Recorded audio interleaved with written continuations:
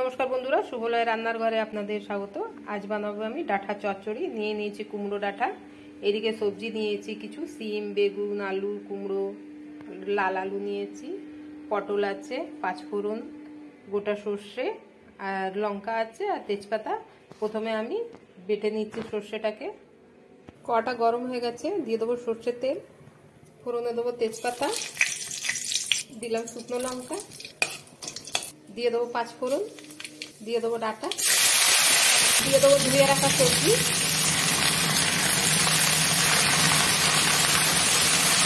ভালো করে নাড়াচাড়া করে নেব।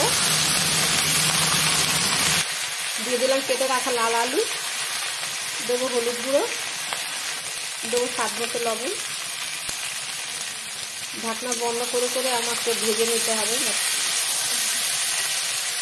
দেবো জিরে গুঁড়ো,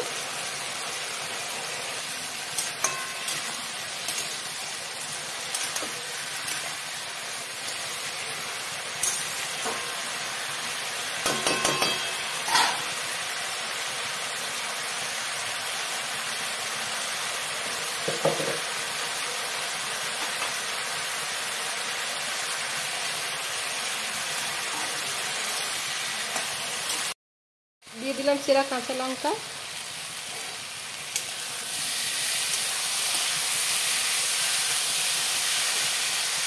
দিয়ে দিলাম সর্ষে বাটা, দেবো অল্প জল,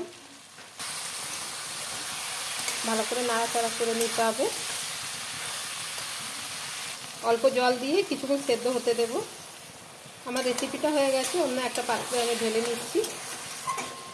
আমার রেসিপিটা যদি ভালো লেগে থাকে বন্ধুরা, তাহলে লাইক, কমেন্ট, সাবস্ক্রাইব অবশ্যই করবেন। ধন্যবাদ। আশা করি ভালো লাগবে, একবার ট্রাই করতে পারেন।